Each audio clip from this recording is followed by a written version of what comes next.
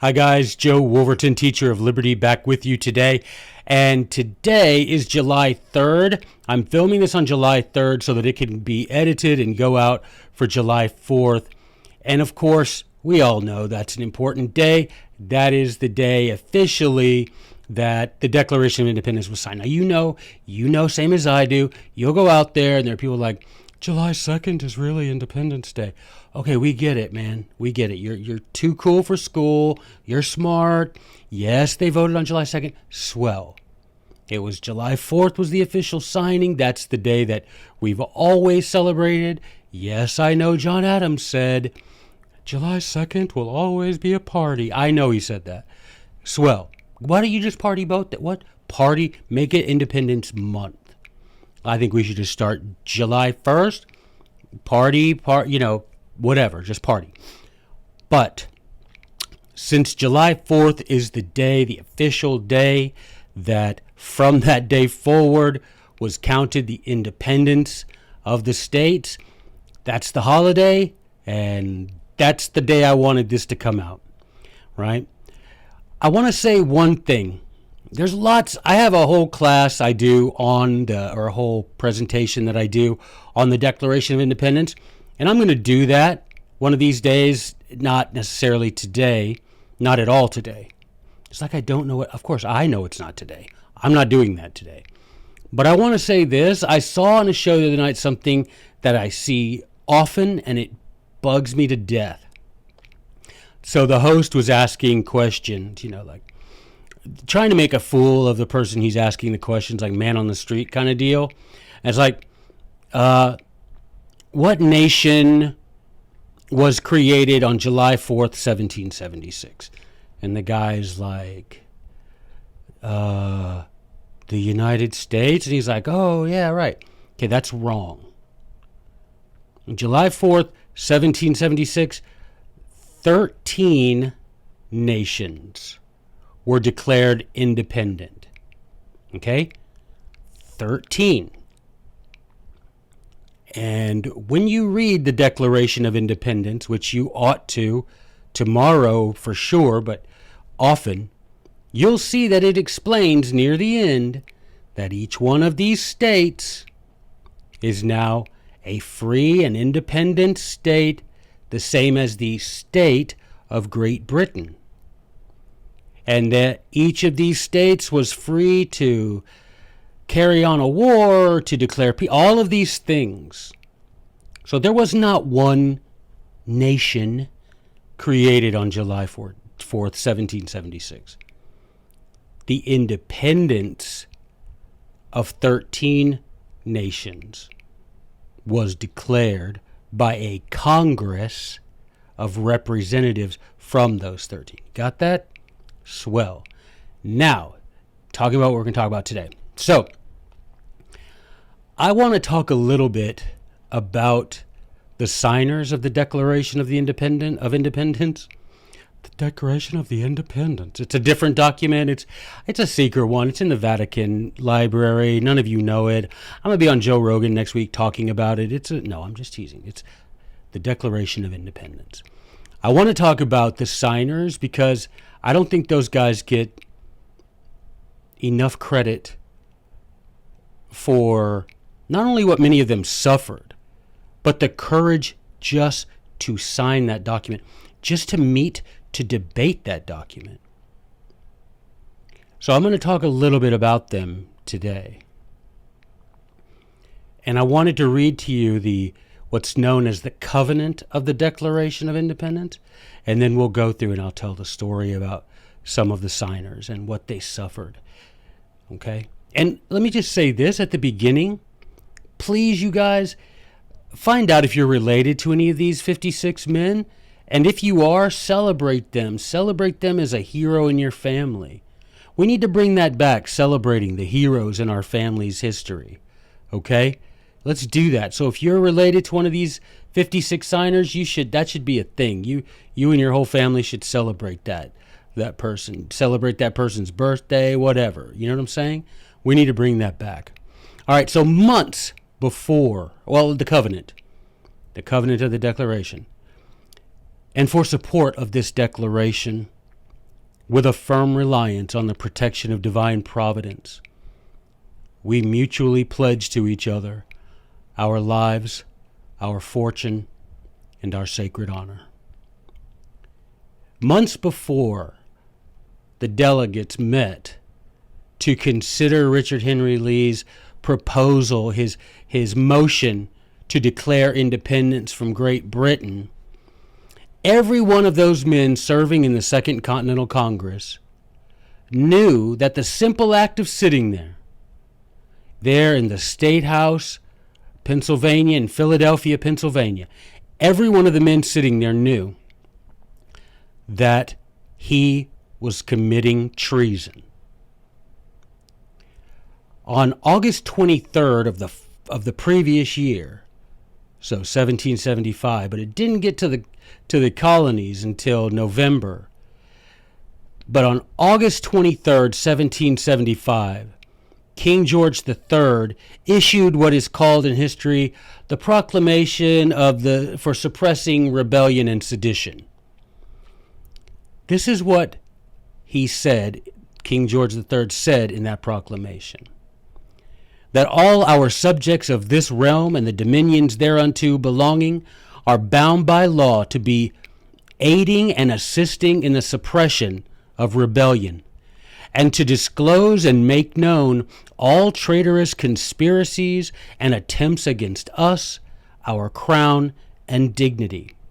And we do accordingly strictly charge and command all our officers, civil as well as military, and all other of our obedient and loyal subjects, to use their utmost endeavors to withstand and suppress such rebellion, and to disclose and make known all treasons and traitorous conspiracies which they shall know to be against us, our crown, and dignity. And for that purpose that they transmit to one of our principal secretaries of state or other proper officer all due and full information of all persons who shall be found carrying on correspondence with, or in any manner or degree aiding or abetting, the persons now in open arms and rebellion against our government, in order that we might bring the appropriate punishment upon the authors, perpetrators, and abettors of such traitorous designs.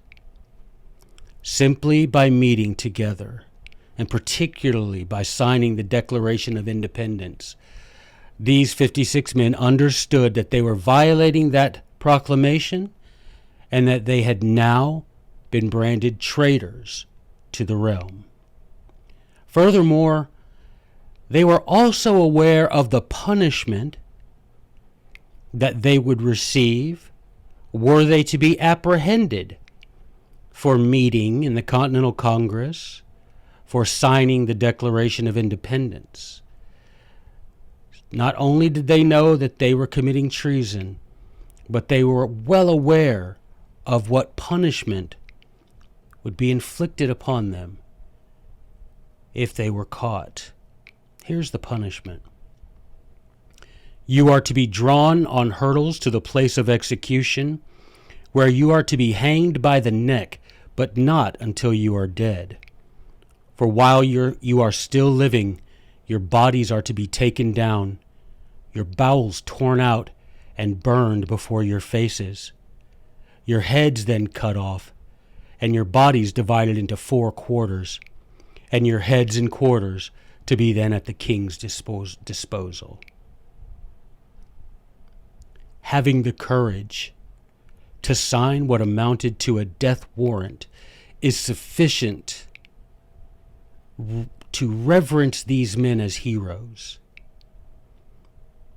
In 1857, there was a little booklet came out. It was anonymous, written anonymously, called American's Own Book. And this is what he said of those 56 men. The memories of few men will perhaps be cherished by their posterity with more jealous and grateful admiration than of those patriotic individuals who first signed the political independence of our country. They hazarded by the deed not only their lands and possessions, but their personal freedom and their lives. And when it is considered that most of them were in the vigor of existence, gifted with considerable fortune, and with all the offices and emoluments at the disposal of royalty within their reach, the sacrifice which they risk appears magnified, and their disinterested patriotism more worthy of remembrance. So that their memories might be cherished, I thought it appropriate and timely to provide a brief overview of a handful of those 56 men whose lives, fortunes, and sacred honor were most severely affected by their patriotism and by their unwavering commitment to the inestimable gift of freedom that has been granted to all by a gracious God. And while I won't be able to say enough, this isn't an exhaustive list, and these little stories of each one that I'm going to tell you, it isn't enough it isn't sufficient, it can't be sufficient for men knowing what waited on them if this didn't go well, but still signed it. Sat there. After that piece of paper came, that proclamation, and it was read to all of them, none of them left. You see? So nothing I say here is sufficient praise for such patriots. And I don't want you to think that it is. But I want you to understand that these men signed that document, and some of them suffered so severely for it. Let us learn by their example. Let us learn that our freedom is worth fighting for. Sometimes that which is worth fighting for is worth suffering for. These men understood that, and I hope that as I relate to you these stories, you feel that. That you feel a reverence, and that tomorrow, of course you're seeing this on July 4th, but today, July 4th, maybe you give them a little bit of your time to read, to listen to these stories as I tell you, to read the Declaration of Independence, but give them all of your thanks. They weren't affected by that proclamation, by that foul way, disgusting, brutal way they were to be executed if they were caught. Do you realize that proclamation said that their friends and family would get treated better by the king if they turned in people they knew in any way to be corresponding with or meeting with or talking in favor of rebellion? Can you imagine living that life where here you are ready to give up everything?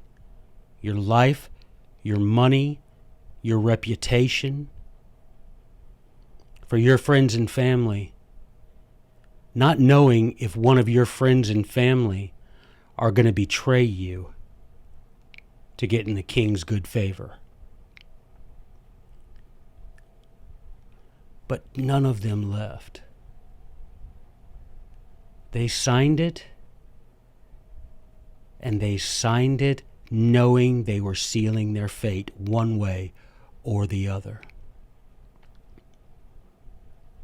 Proclamation, who cares? Brutal execution, so what?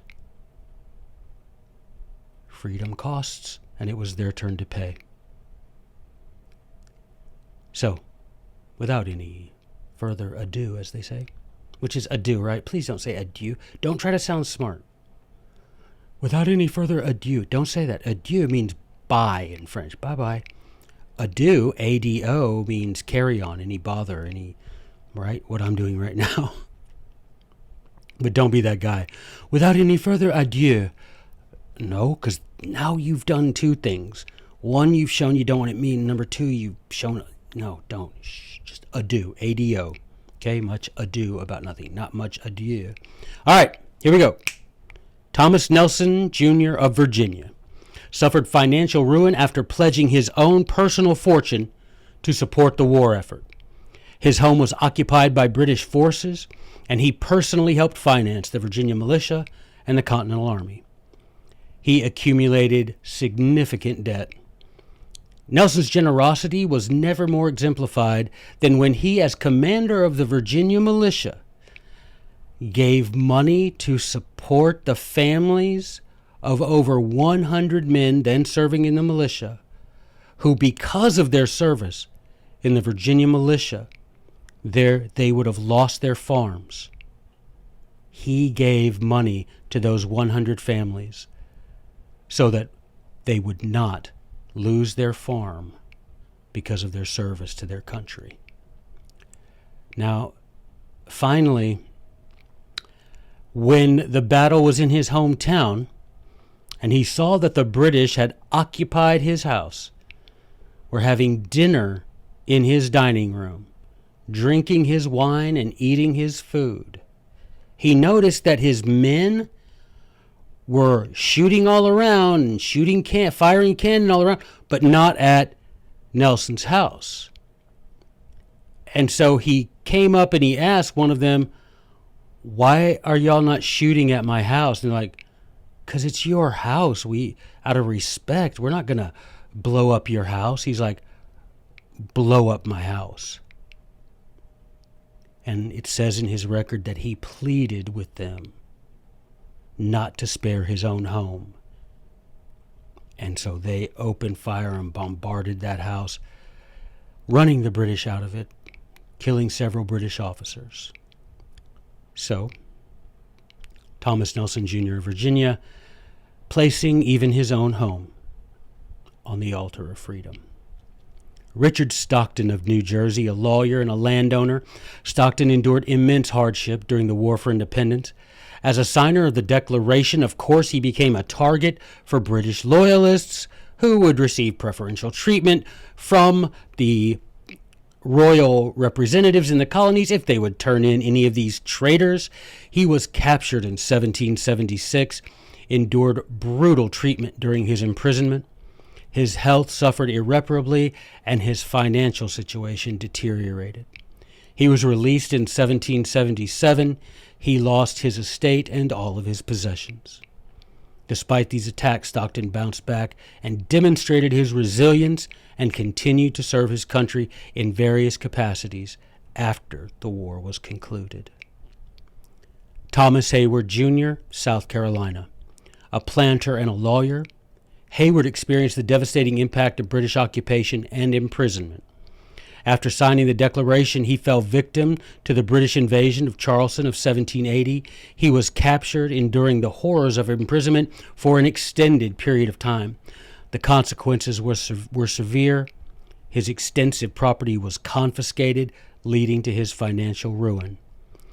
The hardships suffered by Hayward and his family underscore the price to be paid for the cause of independence. Arthur Middleton, also of South Carolina, a wealthy plantation owner, Middleton demonstrated unwavering dedication during the War for Independence.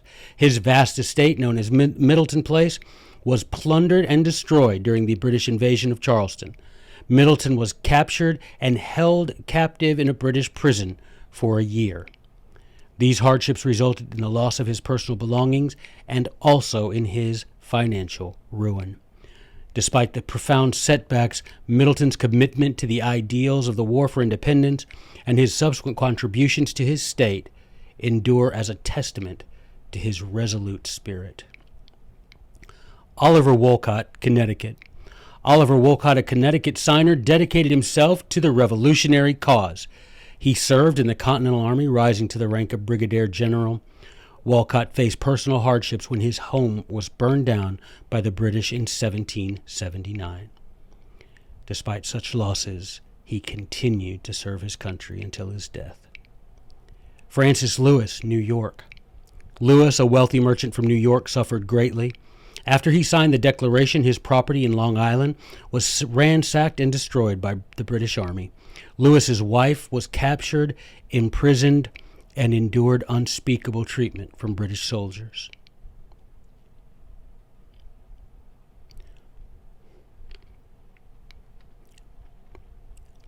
The strain of these hardships took a toll on Lewis's physical and mental health, leaving him in poor condition the rest of his life. Philip Livingston, New York. Livingston faced significant personal and financial losses during the war. His estates and properties in New York City and in the Hudson Valley were occupied and damaged by British troops. Livingston's sacrifices and contribution to the war for independence left him for the rest of his life in dire financial straits. Finally, Thomas McKean, Delaware. McKean was a Delaware signer and faced numerous hardships during the War for Independence.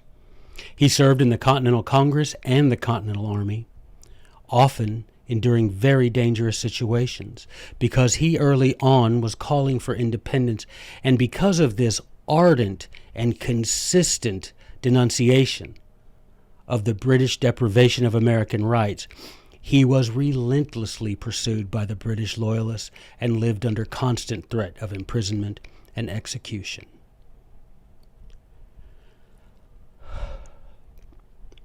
These few examples highlight the diverse hardships experienced by the signers of the Declaration of Independence. They faced the rigors and dangers of the battlefield. They faced the confiscation of their property. They faced financial ruin, irreversible personal losses, innumerable physical distresses, and all for their dedication to the cause of liberty.